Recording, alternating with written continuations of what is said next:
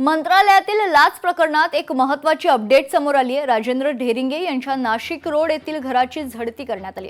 एसीबीकडून झडती केल्याची माहिती दरम्यान महत्त्वाचे कागदपत्र देखील यावेळी जप्त करण्यात आले। ढेरिंगे अन्न आणि औषध पुरवठा विभागातील कर्मचारी आहेत। वर्षभरापूर्वी अन्न आणि औषध प्रशासन विभाग या ठिकाणी प्रतिनियुक्ती त्यांची करण्यात आली होती। जप्त कागदपत्रांमुळे चौकशीला वेग येण्याची शक्यता आहे। आजच्या सुनावणी दरम्यान कागदपत्र सादर केली जाण्याची देखील शक्यता आहे।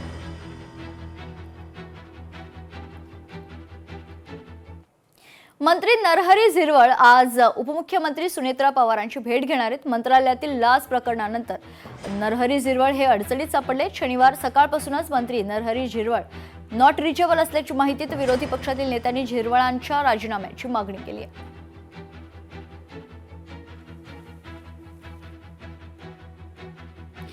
तर या क्षणाची महत्त्वाची अपडेट समोर येते। आता सध्या सुनेत्रा पवार यांची भेट घेण्यासाठी नरहरी झिरवळ हे देवगिरी बंगल्यावर दाखल झालेले आहेत, पोहोचलेले आहेत। या क्षणाची महत्त्वाची अपडेट आहे। मंत्रालयातील लाच प्रकरणानंतर झिरवळ अडचणीत आलेले आहेत आणि त्यानंतर आता ते स्वतः उपमुख्यमंत्री सुनेत्रा पवार यांची भेट घेऊन या सर्व संदर्भात चर्चा करणार असल्याची माहिती समोर येते। या क्षणाची महत्त्वाची अपडेट, मंत्री नरहरी झिरवळ हे देवगिरी बंगल्यावर पोहोचलेत। पुढच्या आणखी एक महत्त्वाच्या बातमीकडे, विकासाच्या रथाबरोबर स्पर्धा करण्याची त्यांची लायकी नाही। रवींद्र धंगेकरांकडून गणेश नाईकांवर जहरी टीका करण्यात आली। तर दुसरीकडे नवनाथ बन देखील गणेश नाईकांवर काय बोललेत ते देखील पाहूयात। संजय राऊत स्वतःच उभाटा गटामध्ये किती दिवस राहतील हा संशोधनाचा विषय आहे। संजय राऊत यांनी गणेश नाईकांना स्वग्रही बोलण्याची भाषा करण्यापेक्षा आपण उभाटा गटामध्ये किती दिवस राहणार आहात हे एकदा महाराष्ट्राला सांगा। आपली खासदारकी संपली की तुम्ही खासदारकीसाठी काँग्रेसच्या मांडीला मांडी लावून बसणार आहेत। तर निलेश राणे यांनी काय ट्विट केले पाहूयात ग्राफिक्सच्या माध्यमातून।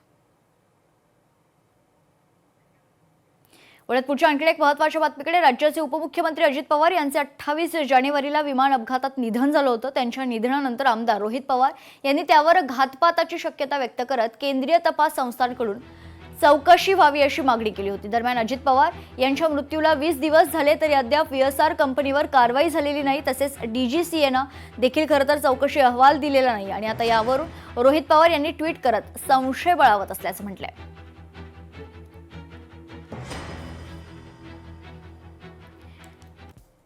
स्वर्गीय दादांच्या दुर्दैवी अपघाताचा आज 20वा दिवस असून अद्यापही DGCA कडून प्राथमिक चौकशी अहवाल आलेला नाही।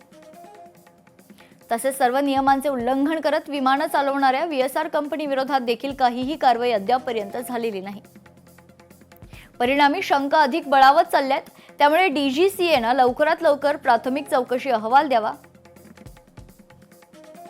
तसेच VSR वर योग्य ती कारवाई करावी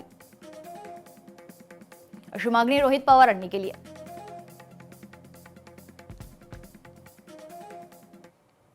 अजितदादांच्या विमानात स्फोटकं होती का अशी चर्चा खरं तर आता संपूर्ण राज्यात सुरू आहे। अमोल मिटकरींनी देखील हा सवाल उपस्थित केलाय। घटनेनंतरचे CCTV फुटेज का लपवले जात आहेत असं देखील सवाल अमोल मिटकरी यांनी सरकारला विचारलाय। विमान अपघात प्रकरणातील ब्लॅक बॉक्स जळाल्यामुळे डेटा रिकव्हर करण्यात अडचणी येत असल्याची माहिती समोर येत असताना राष्ट्रवादी काँग्रेसचे आमदार अमोल मिटकरी यांनी या प्रकरणी तातडीनं पारदर्शक माहिती जाहीर करण्याची मागणी केली।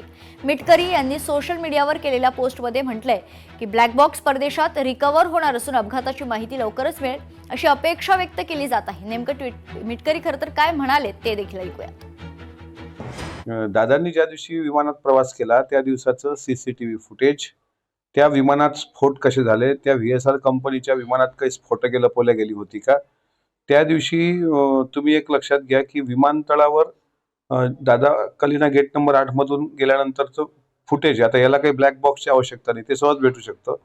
पायलट साहिल मदन, पायलट यश, पायलट सुमित कपूर व शांभवी पाठक हे घरून किती वाजता निघाले, कुणाच्या गाडीत निघाले, कोण्या रोडवर हे ट्रॅफिकमध्ये अडले होते, त्या ठिकाणचं CCTV फुटेज, या सर्व पायलटचा 28 जानेवारी 2026चा दिनांक व दिनक्रम, इतक्या गोष्टी ह्या सहज शक्य आहेत आणि CID चौकशीमध्ये ह्या गोष्टी सहज उपलब्ध होतात। लोकशाही मराठी ऐका, पहा, जागरूक रहा।